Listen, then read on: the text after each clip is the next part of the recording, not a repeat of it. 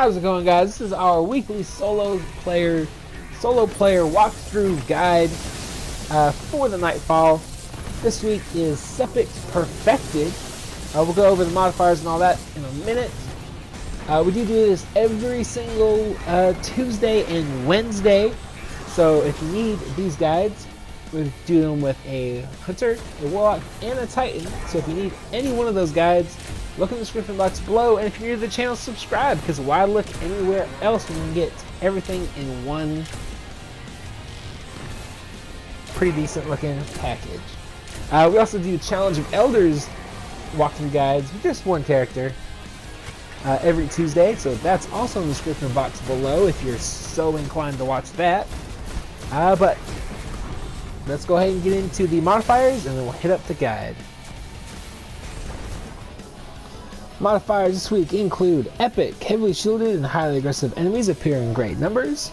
Arc Burn, arc damage from any source is greatly increased.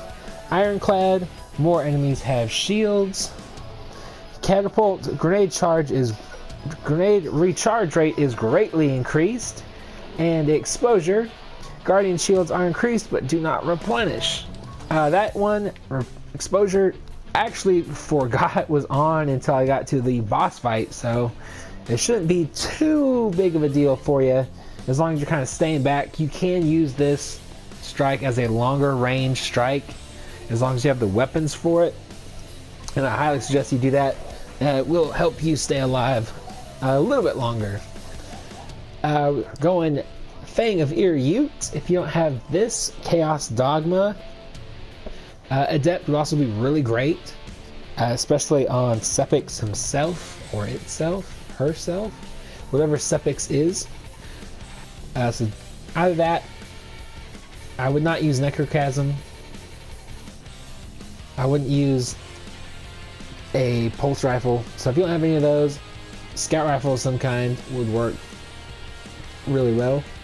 Ex Machina or Devil's Dawn would also work really well, because not only does Ex Machina do bonus falling damage, but so does Devil's Dawn. So if you don't have a Ex Machina from the Wrath of the Machine raid, Devil's Dawn is great. If you don't have that, Event Horizon is another really great sniper for PvE if you have it in Arc this week. And then we're rocking Song of Your Ute, but as you know, whatever heavy you got, as long as it's Arc, will do great. And we are rocking Perpetual Charge. Grenade kills recharge your melee kills recharge your grenade. That's really helpful. Transcendence. You definitely want to rock Transcendence when cast with full grenade and melee energy.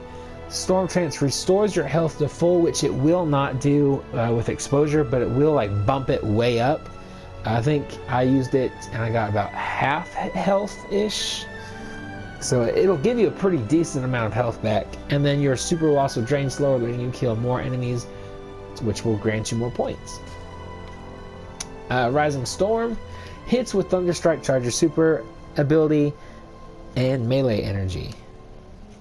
I wonder if they put that grammar nerd right now, but that comma I think is in the wrong spot, because it says nothing about grenades but super and then ability. Are they talking about grenade? I think that's a typo. Anyways, we're rocking Storm Grenade, and yeah, other than that, let's go ahead and get into this guide. Alright, so you're going to want to go ahead and just hop right down on here. In this room, there's going to be a couple Acolytes, 3 or 4 Thralls, nothing too worrisome at all. And then there's going to be one Knight who's just doing void damage as well, so he's no big deal either. Let's just go ahead and clear them out and head on over into the next room. We're going to spend probably the majority of this strike, to be honest. Felt like everything before and after this kind of went by quicker than this room did for some reason, or at least probably not actually, but that's how it felt. There's going to be a wizard and a knight. They're both going to do arc damage, so take them out first if you can. And then there's just going to be a bunch of, like, a few acolytes and some vandals and a fallen captain. So take all of them out and then go ahead and start up the encounter.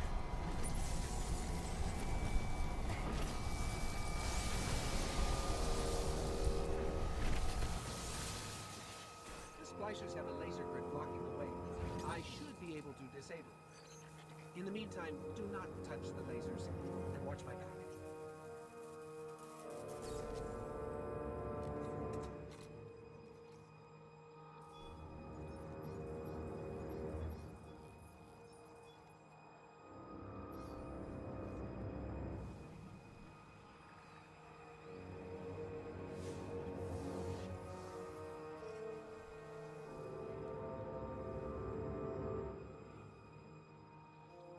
Alright, so once you actually start this encounter, go ahead and I like to come down here and take out that first knight. If you're a little low on light, maybe don't do that. But you will want to kill everything in here. There's going to be a bunch of thralls, obviously, a few acolytes, and then 2 captains. You can see the other one sneaking up right over around here somewhere. He usually goes to the right side of the room, so just be careful of him. And then once you kill those guys, there's going to be another wave of thrall. Again, nothing too dangerous. We'll get to the safety spot in just a second, I believe. There he is. Nice quick scope. Anyways, once you kill the first wave, this is one of your safety spot. If you want to, you can come up here with both waves. Doesn't really matter.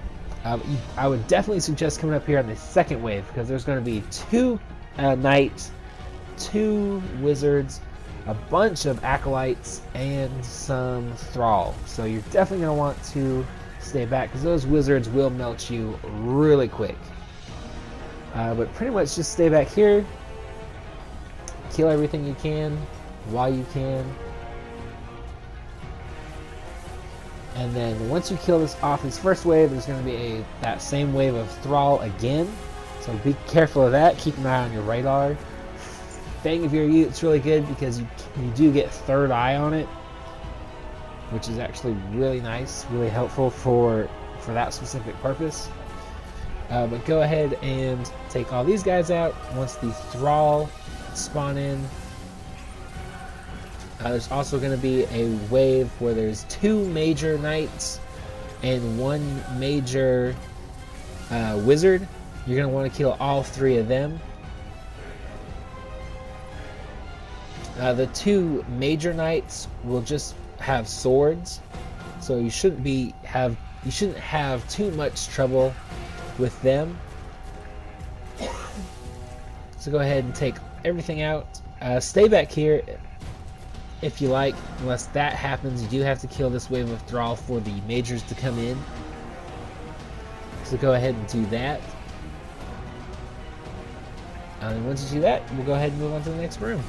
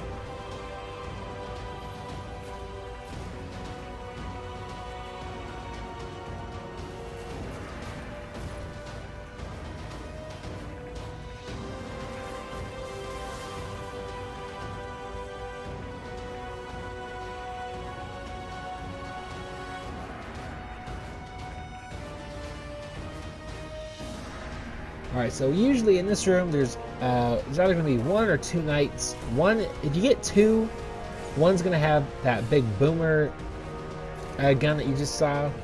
If you get 1, he usually just has a sword, so just keep that in mind. Be very careful when you come running around this room. And then of course there's the Cursed Thrall, the Thrall, and the Acolyte in there. Go ahead and kill all of them, and then once you get over here, hopefully you get the Hive version. That's all I've gotten so far. You want to stand back here, and I like to take out as many of these wizards as I can right off the bat, just so I don't have to worry about them later on. There's also going to be a knight and a wizard in the middle section there. You saw me just aim at them. Usually they hide until the Fallen spawn in, but that time they didn't. I was able to take them out. There are going to be, I believe, 4 total ogres. There might be 3, but I'm pretty sure it's 4 that spawn in. You can use this room for cover from that ship. It'll stay there until you kill all but one of the ogres. So just be aware of that. You don't want that doing any kind of extra damage while your health very, very slowly recovers. This is a great section to get as much health back as possible. But go ahead and take care of these ogres. And then once you do, make sure before you start moving up you get all the ogres, because sometimes one likes to hide over on the left side of this map area. So go ahead and take them out. These guys I think only spawn if you stay too long inside the building, and I guess evidently they despawn once that ship leaves. Like I said, go ahead and take care of the guys in the middle, and then the ogre, if you hadn't killed it as well. Like I said, usually he likes to hide over there. Sometimes he'll come up through the middle and you'll have time to kill him. I'm not sure why I didn't see him drop down. But once you do that, I like to just pop my super and take out anything that's up there. With the Storm Trance, it's really easy. There's going to be there's usually a knight over here, and there's going to be 2 major captains. They will be doing arc damage because they're the melee types. So go ahead and take out them, just be very careful, and then move on.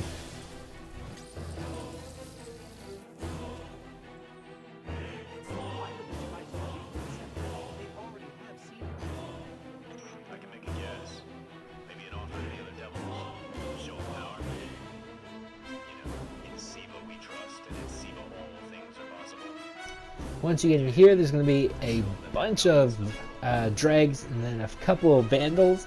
You got to kill all of them before the actual boss encounter starts, so don't waste any time shooting Sepiks. He'll just be immune. But once you kill all of them, go ahead and jump in as much damage as you can before his arc shield comes up. Once that arc shield is up, don't waste any time looking around. Go ahead and run directly into that room that you just saw me look at. You'll see me run in there in just a second, because 2 arc photon cannons will spawn in. One will be a major, one will be a captain. You have to take, I was just taking both down, but at least the major. You are going to need to use one of the cannons to get down the shield, but if you're fast enough, you can also use the second cannon to use against the boss. And it doesn't do a whole lot of damage, but it does just enough where it's like noticeable. So go ahead and do that. And then once you get that shield down, you're going to keep doing as much damage as possible on Sepiks. I would suggest staying in the room. As you see, they will despawn if you're not fast enough. But once you take down that shield, go ahead and run back here and just pound damage into Sepiks. You want to be doing damage to him as long as he doesn't have a shield and he's in your sight. Be careful with how you throw your grenades, because as you saw at the beginning of this video, that was how I died, and I had to start all over because that just chained 3 or 4 more really dumb deaths. So go ahead and do that. Be careful of that. Every once in a while, guys down here will come upstairs. They usually don't, especially not that many, but usually like they stay kind of underneath the stairs. But just keep aware of that. It's something to look forward to. And yeah, it's pretty much going to go from the arc. You're then going to get solar. It's always going to be 2 captains, 1 major, 1 regular. Take both of them out before you do anything, because those cannons, even if they aren't the arc versions, will do a lot of damage. So keep that in mind. And then after the solar one, eventually when you see them down to about a third or so health, he'll do a void shield, and you have to do that again. All the while there's going to be shanks, vandals, and dregs spawning in while you do that. But after you do the void, be careful if you're standing there. That melee attack, as you can see, will do a lot of damage. You don't want to be standing too awful close to that window if he does spawn in right on top of it. But once you get those shields down, the 3rd void shield, you should be good to go. Just keep doing damage. Be very careful of the incoming waves of enemies, because they will sporadically spawn in with a ship. The ship, as you can see, will also shoot you for a lot of damage. So just keep that in mind. But yeah, other than that, that's about all I can tell you guys. Just be very careful. And rewards are at the end. So if you're interested in seeing what I got this week from my sunrise as well as my regular nightfall, nothing that great. The side armor's not too bad. But yeah, other than that, subscribe if you're new to the channel, share this video with your friends, leave a like, a comment, let me know what you got from nightfall, whatever. And yeah, I'll talk to you guys later.